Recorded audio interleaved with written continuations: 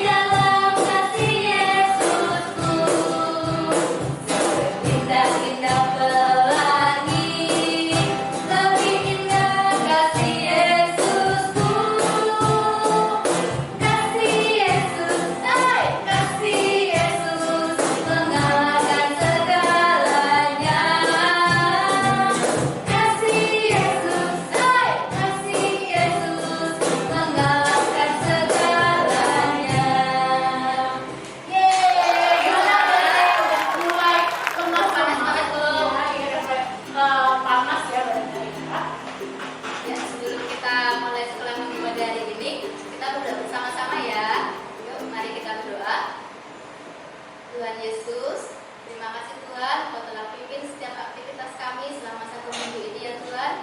Tuhan, pada hari ini kami akan mulai sekolah minggu ini, pimpin dari awal pertengahan hingga akhir ya Tuhan. Terima kasih Tuhan, dalam nama Yesus, haleluya, amin. Amin. Ya, kita mau puji nama Tuhan lagi dengan gerakan, bukan di rumah aja. Dari juga nggak boleh berhenti ya, malah semangat ya. Kita harus semangat untuk memuji nama Tuhan. Kita nyanyi Yesus pokok, Yesus pokok. sambil gerakan juga ya. Ikutin kami ya.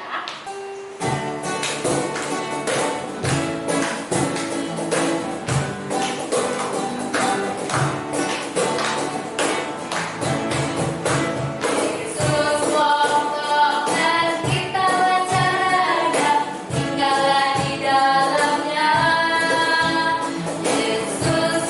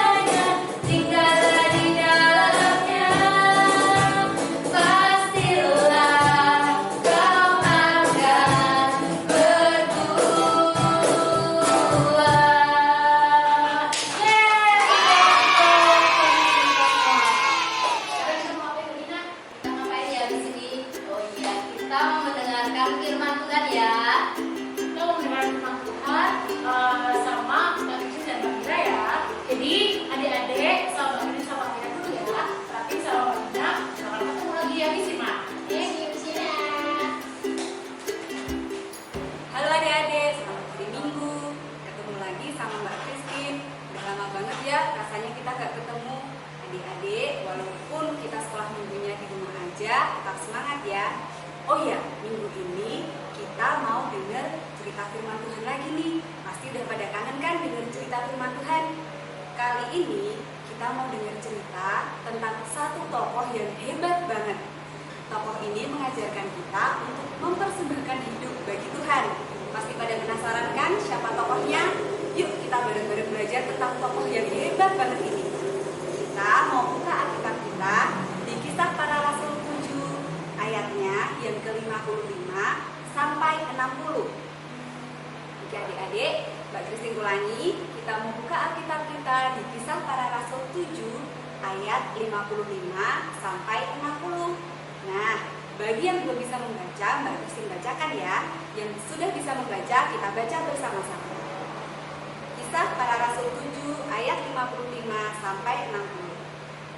Tetapi Stefanus yang penuh dengan Roh Kudus menatap ke langit, lalu melihat kemuliaan Allah dan Yesus berdiri di sebelah kanan Allah. Lalu katanya, sungguh aku melihat langit terbuka dan Anak Manusia berdiri di sebelah kanan Allah. Maka berteriak-teriaklah mereka dan sambil menutup telinga serentak menyerbu dia. Mereka menyeret dia keluar kota lalu melemparinya. Dan saksi-saksi meletakkan jubah mereka di depan kaki seorang muda yang bernama Stefanus. Sedang mereka melemparinya, Stefanus berdoa, katanya, "Ya Tuhan Yesus, terimalah roh." Sambil berlutut, ia berseru dengan suaranya, "Tuhan, janganlah tangguhkan dosa ini kepada mereka." Dan dengan perkataan itu, meninggallah dia. Nah, adik-adik, itu tadi tokoh yang Mbak Kristin ceritakan, tokoh Stefanus. Stefanus adalah satu dari 7 orang yang dipercaya oleh murid-murid Tuhan Yesus waktu itu untuk memberitakan Injil, untuk mengabarkan kabar baik pada semua orang. Tapi Stefanus ditentang atau tidak dipercaya oleh orang-orang pada waktu itu. Untuk lebih jelas, kita akan melihat sebuah film atau video tentang kisah Stefanus ini. Yuk kita lihat bareng-bareng ya.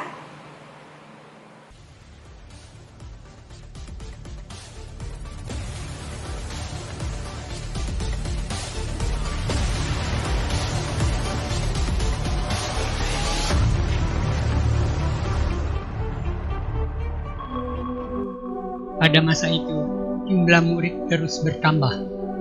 Para pengikut Kristus sibuk memberikan pelayanan khusus kepada para janda dan orang miskin dengan membagikan makanan dan kebutuhan sehari-hari. Namun, beberapa orang mengeluhkan masih banyak orang yang berkekurangan dan janda-janda yang terabaikan. Agar rasul-rasul punya banyak waktu untuk memberitakan firman Allah, tidak terganggu dengan beban pelayanan kepada saudara-saudara kita yang berkekurangan dan para janda. Baiklah kita memilih 7 orang di antara kamu yang terkenal baik, penuh roh dan hikmat, supaya pelayanan kepada saudara-saudara yang berkekurangan dan para janda tidak terabaikan. Para murid itu mengusulkan Stefanus, seorang yang penuh iman dan Roh Kudus. Keenam lainnya adalah Filipus, Prochorus, Nikanor, Timon, Parmenas, dan Nikolaus. Lalu rasul-rasul itu berdoa sambil menumpangkan tangan di atas mereka.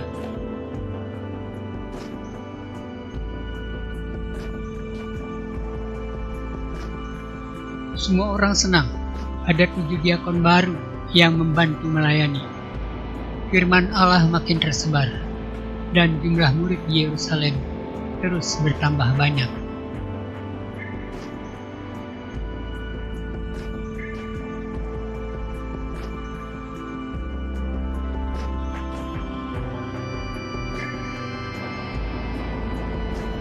Ada beberapa imam yang percaya kepada Tuhan Yesus.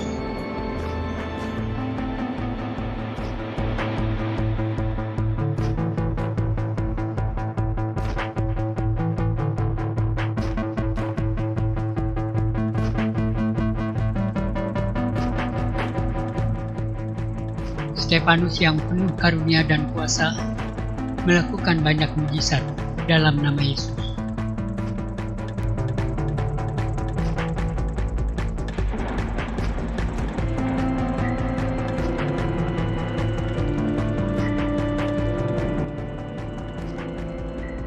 Orang-orang Yahudi yang tidak percaya bahwa Yesus telah bangkit dari kematian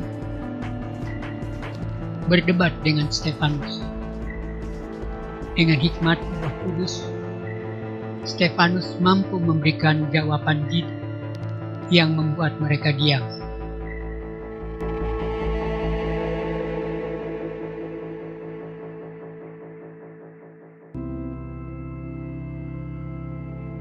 Orang-orang Yahudi itu jadi marah.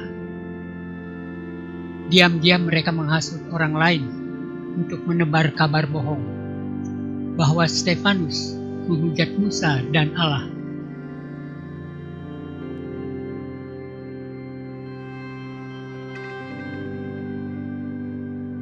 Oleh sekelompok orang, Stefanus disergap. Ia diseret dan dibawa menghadap ke Mahkamah Agama.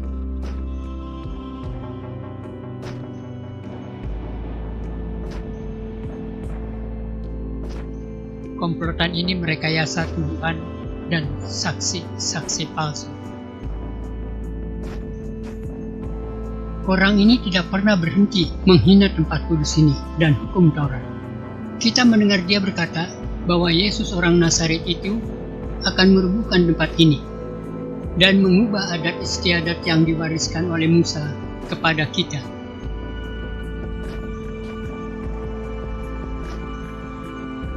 Ketika semua orang yang ada di ruang sidang Mahkamah Agama menatap Stefanus, mereka melihat mukanya Stefanus seperti wajah malaikat.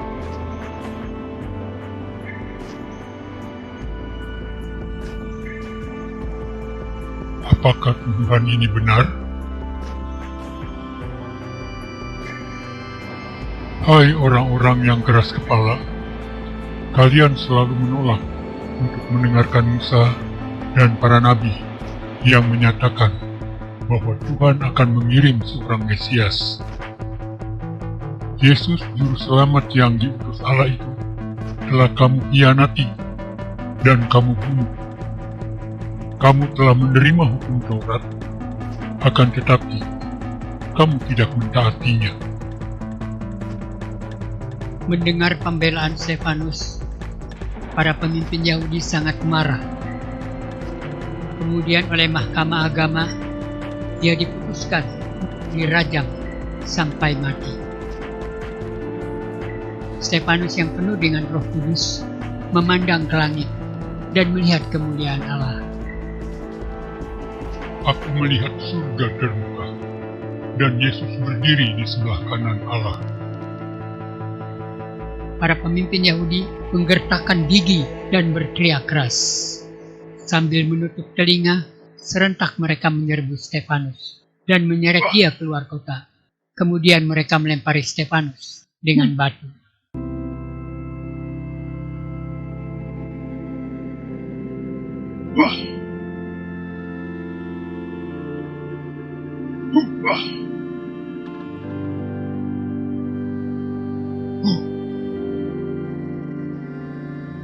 Sementara mereka melempari dia dengan batu, Stefanus berdoa.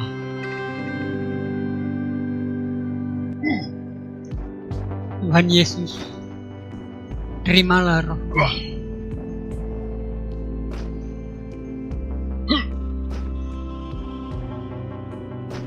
Tuhan, jangan tanggungkan dosa ini kepada mereka.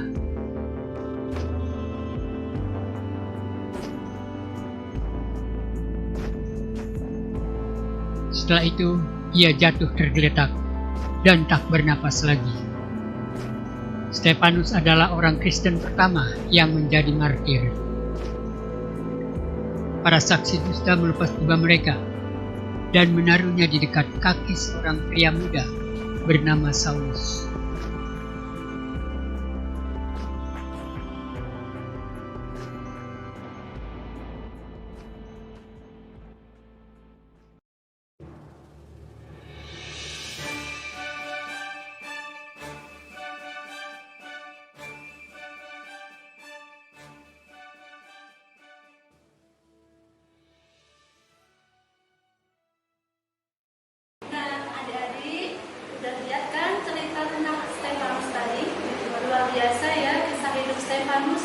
seorang anak yang tumbuh dewasa, yang mau dan selalu berbuat baik, serta menuruti kehendak Tuhan sampai akhir hidupnya. Nah, sebagai murid Tuhan Yesus, kita juga harus bisa mempersembahkan hidup kita dengan cara berbuat kebaikan. Contohnya, selalu menuruti orang tua, selalu membantu orang tua, rajin sekolah minggu, rajin berdoa, dan selalu rukun sama saudara. Nah, sekarang Mbak Lira mau mengajak kalian untuk membuat kreasi yang sederhana supaya kita ingat selalu perbuatan baik yang bisa kita lakukan dalam kehidupan kita sehari-hari. Nah, kita mau membuat gantungan kebaikan.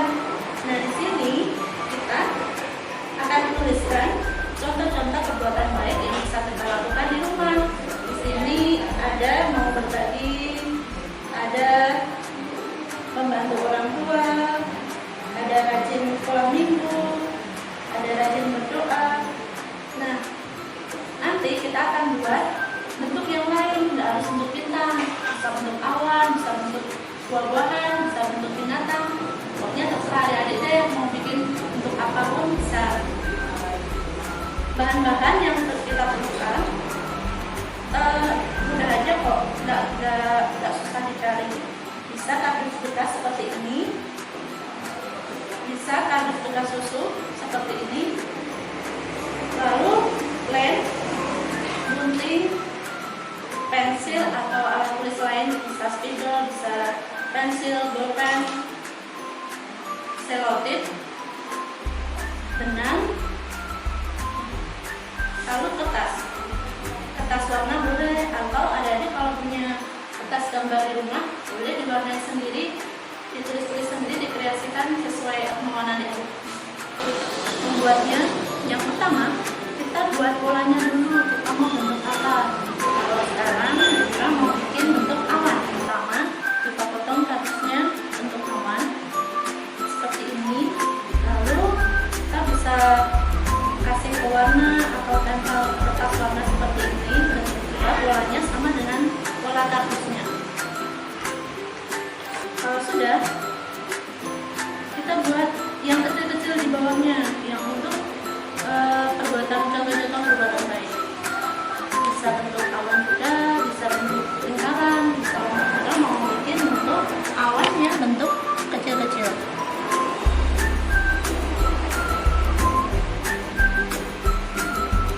Udah berapa ya? Sesuaikan dengan contoh kebaikan yang mau adik-adik berikan. Misalnya ada 5 perbuatan baik, ya kita buat awannya 5. Ada perbuatan baik yang bisa adik-adik contohkan 4, ya kita bikin awannya 4. Lalu kita gunting.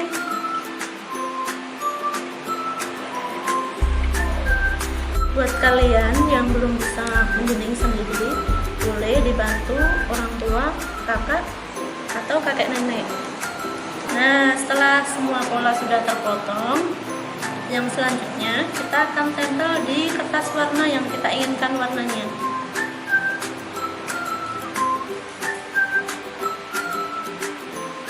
Lalu kita gambar di sini.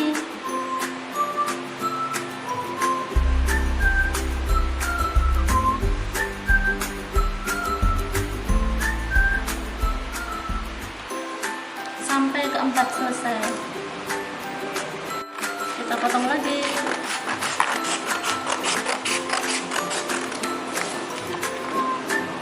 Ingat ya, buat kalian yang belum bisa menggunakan gunting sendiri, boleh minta bantuan sama orang tua, kakak, kakek, nenek, atau siapapun yang ada di rumah. Nah, kalau sudah terpotong semua, kita tempelkan di pola awan yang pakai kardus tadi.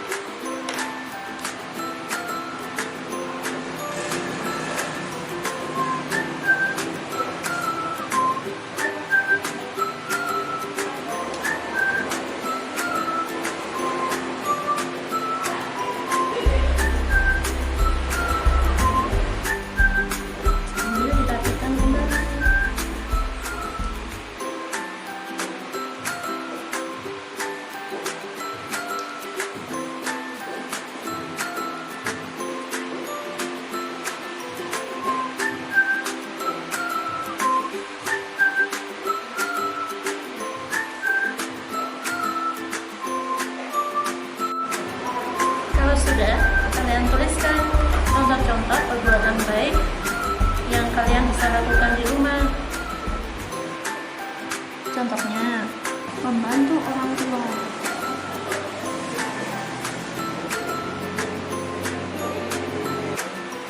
berbagi bekal di sekolah. Kalau sudah ditulis perbuatan-perbuatan yang baik, pakai benar. Opa,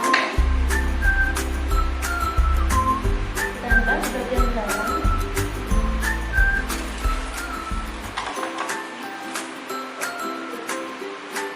Pakai selaput ya.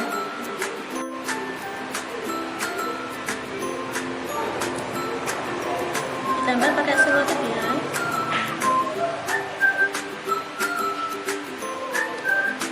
Lalu kita tempelkan sini di awan yang besar.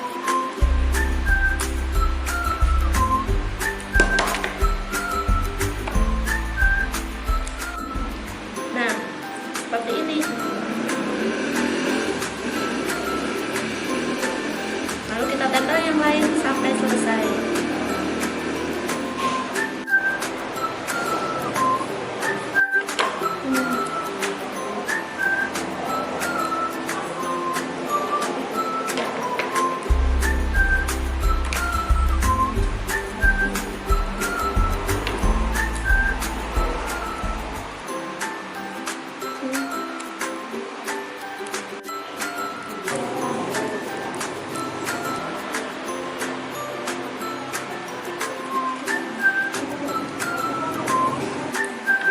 Nah, kalau sudah digantung semua tulisannya, kita buat gantungan di atasnya, biar nanti bisa kita gantung di kamar atau di pintu rumah, biar kita bisa selalu ingat perbuatan-perbuatan baik yang harus kita lakukan sebagai anak-anak Tuhan.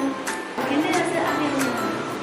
Dan buat adik-adik yang punya challenge dong, kalian bisa buat karya seperti ini di rumah, bekerja sama dengan mama, kakak, adik, atau siapapun yang ada di rumah. Nanti hasil karyanya kalian foto, lalu dikirim melalui WA grup orang tua anak sekolah minggu. Nanti kakak-kakak terus minggu akan menjadi pemenang. Adik-adik yang beruntung mendapatkan hadiah yang menarik dari kakak-kakak. Adik-adik nggak perlu khawatir karena hadiahnya kakak-kakak langsung kirim ke rumah kalian. Oke, jangan lupa ya, tunggu paling lambat hari Kamis ke WA grup orang tua anak sekolah minggu. Dan jangan lewatkan sekolah minggu depan karena pengumuman pemenangnya akan diumumkan di sekolah minggu depan. Adik-adik, sekarang kita mau masuk ke doa syafaat. Gimana sikap doanya? Lipatlah tangan, tutup mata, untuk berdoa pada Tuhan. Adik-adik, mari kita bersama-sama berdoa. Selamat pagi ya Bapak, kami mengucap syukur kalau pada saat pagi hari ini kami boleh kembali ke sekolah minggu secara online. Tuhan, kami saat ini akan mendoakan untuk persembahan kami yang baru saja kami kumpulkan. Kiranya Tuhan memberkati persembahan ini sehingga dapat berguna untuk pelebaran kerajaan-Mu Tuhan, untuk kegiatan kami di sekolah minggu. Tuhan, kami juga berdoa untuk bangsa dan negara kami Indonesia yang saat ini sedang mengalami pandemi virus corona. Tuhan, kiranya Tuhan menyertai semua orang Indonesia, semua warga Indonesia, sehingga dapat melewati masa-masa pandemi ini dan semua dapat sehat, sehingga kami bisa kembali berkumpul bersama-sama. Tuhan, kami juga berdoa untuk sekolah kami, sehingga walaupun kami belajar di rumah, kami bisa tetap belajar dengan baik dan tetap mendapatkan ilmu-ilmu dari guru-guru kami yang kami pelajari secara online. Tuhan, kami juga berdoa untuk kedua orang tua kami. Kiranya Tuhan juga menyertai kedua orang tua kami, kesehatan mereka serta pekerjaan mereka, sehingga dapat bekerja dengan baik dan memperoleh kesehatan yang dari Engkau. Tuhan, kami juga rindu berdoa Tuhan untuk gereja-Mu, untuk gereja kami di KJKM Engkau. Kiranya Tuhan memberkati Bapak Ibu Pendeta, Bapak Ibu Majelis, dan semua warga gereja senantiasa dalam keadaan sehat dan selamat dalam pemerintahan ini.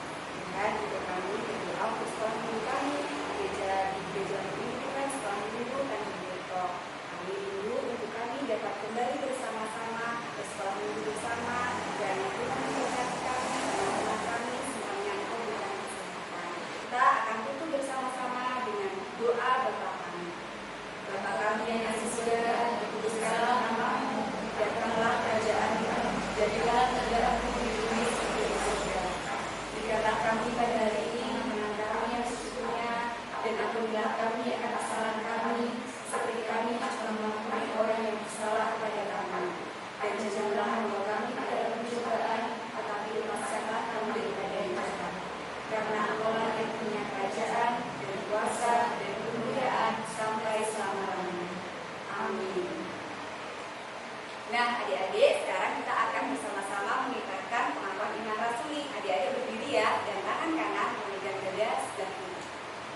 Aku percaya kepada Allah, Bapa yang Maha Kuasa, Hari langit dan bumi, dan kepada Yesus Kristus, Anaknya yang tunggal Tuhan kita, yang dikandung daripada Roh Kudus, lahir dari anak darah Maria, yang menderita di bawah pemerintahan Pontius Pilatus, disalibkan, mati dan dikuburkan, turun ke dalam kerajaan maut. Pada hari yang ketiga, bangkit pula dari antara orang mati, naik ke surga, duduk di sebelah kanan Allah, Bapa yang Maha Kuasa, dan akan datang dari sana untuk menghakimi orang yang hidup dan yang mati.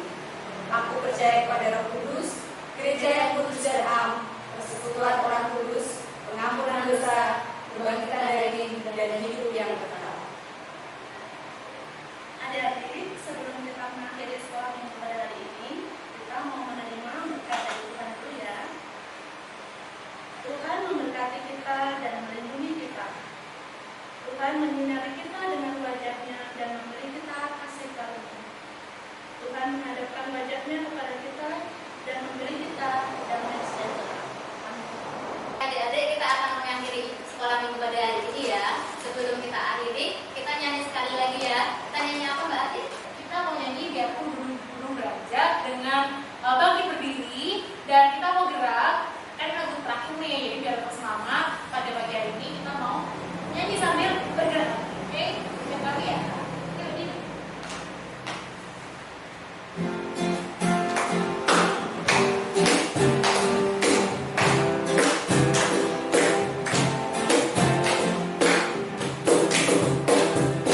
Biarpun gunung-gunung beranjak dan bukit-bukit pun bergoyang, namun kasih setiamu tak akan beranjak dariku. Biarpun gunung-gunung beranjak dan bukit-bukit pun bergoyang, namun kasih setiamu tak akan beranjak dariku. Tak akan beranjak, tak akan bergoyang, tak akan beranjak, tak akan bergoyang. Demikianlah firman Tuhan yang mengasihiku.